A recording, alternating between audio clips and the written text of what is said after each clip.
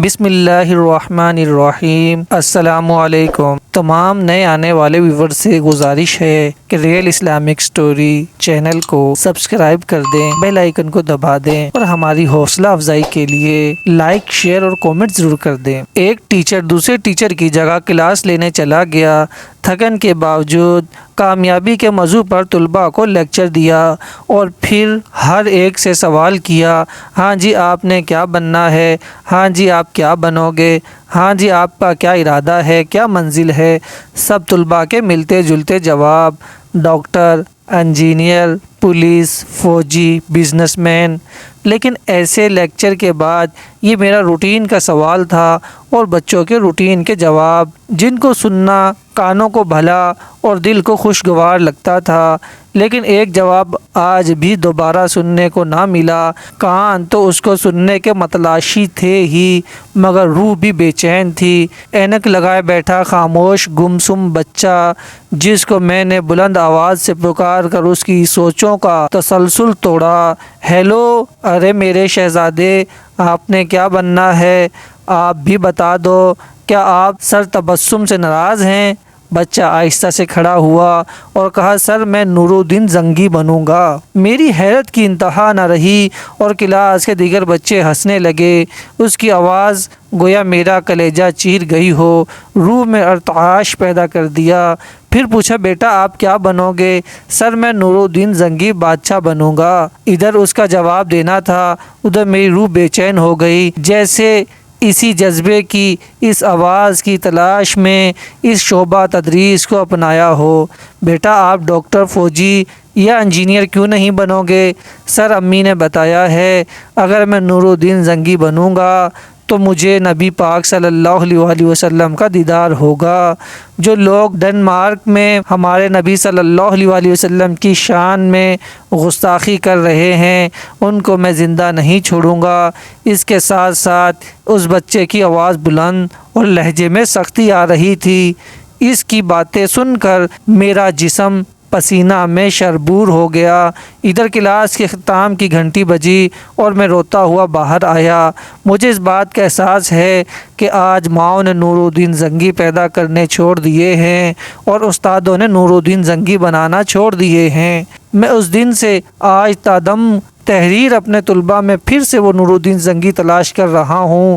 کیا آپ جانتے ہیں وہ کون ہے؟ اس ماں نے اپنے بیٹے کو کس نور الدین زنگی کا تعارف کروایا ہوگا؟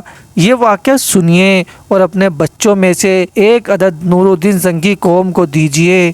ایک رات سلطان نور الدین زنگی رحمۃ اللہ علیہ عشاء کی نماز پڑھ کر سوئے کہ اچانک اٹھ بیٹھے اور نم آنکھوں سے فرمایا، میرے ہوتے ہوئے میرے آقا دو عالم صلی اللہ علیہ وسلم کو کون ستا رہا ہے؟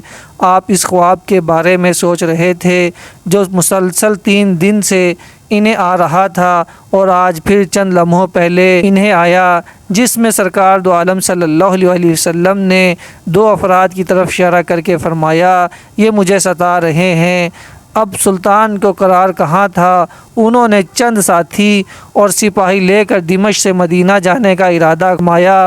اس وقت دمشق سے مدینہ کا راستہ 20-25 دن کا تھا، مگر آپ نے بغیر آرام کیے یہ راستہ آپ نے 16 دن میں طے کیا۔ مدینہ پہنچ کر آپ نے مدینے آنے والے تمام راستے بند کروائے اور تمام خاص و عام کو اپنے سامنے کھانے پر بلایا۔ اب لوگ آ رہے تھے اور جا رہے تھے، آپ ہر چہرہ دیکھتے مگر آپ کو وہ چہرے نظر نہ آئے۔ اب سلطان کو فکر لاحق ہوئی اور آپ نے مدینے کے حاکم سے فرمایا کہ کیا کوئی ایسا ہے جو اس دعوت میں شریک نہیں؟ جواب ملا، مدینے میں سے تو کوئی نہیں، مگر 2 مغربی زائر ہیں جو روضہ رسول کے قریب ایک مکان میں رہتے ہیں، تمام دن عبادت کرتے ہیں اور شام کو جنت البقیع میں لوگوں کو پانی پلاتے ہیں، جو عرصہ دراز سے مدینے میں مقیم ہیں۔ سلطان نے ان سے ملنے کی خواہش ظاہر کی۔ دونوں بظاہر بہت عبادت گزار لگتے تھے۔ ان کے گھر میں تھا ہی کیا، ایک چٹائی اور 2-4 ضرورت کی اشیاء کہ ایک دم سلطان کو چٹائی کے نیچے کا فرش لرزتا محسوس ہوا۔ آپ نے چٹائی ہٹا کے دیکھا تو وہاں ایک سرنگ تھی۔ آپ نے اپنے سپاہی کو سرنگ میں اترنے کا حکم دیا۔ وہ سرنگ میں داخل ہوئے اور واپس آ کر بتایا کہ یہ سرنگ نبی پاک صلی اللہ علیہ وسلم کی قبر مبارک کی طرف جاتی ہے۔ یہ سن کر سلطان کے چہرے پر غیظ و غضب کی کیفیت طاری ہو گئی۔ آپ نے دونوں زائرین سے پوچھا کہ سچ بتاؤ کہ تم کون ہو؟ حیل و حجت کے بعد انہوں نے بتایا کہ وہ یہودی ہیں اور اپنی قوم کی طرف سے تمہارے پیغمبر کے جسم اقدس کو چوری کرنے پر مامور کیے گئے ہیں۔ سلطان یہ سن کر رونے لگے۔ اسی وقت ان دونوں کی گردنیں اڑا دی گئی۔ سلطان روتے جاتے اور فرماتے جاتے، میرا نصیب کہ پوری دنیا میں سے اس خدمت کے لیے اس غلام کو چنا گیا۔ اس ناپاک سازش کے بعد ضروری تھا کہ ایسی تمام سازشوں کا ہمیشہ کے لیے خاتمہ کیا جائے۔ سلطان نے مامور بلائے اور قبر اقدس کے چاروں طرف خندق کھودنے کا حکم دیا، یہاں تک کہ پانی نکل آیا۔ سلطان کے حکم سے ان خندقوں میں پگھلا ہوا سیسا بھر دیا گیا۔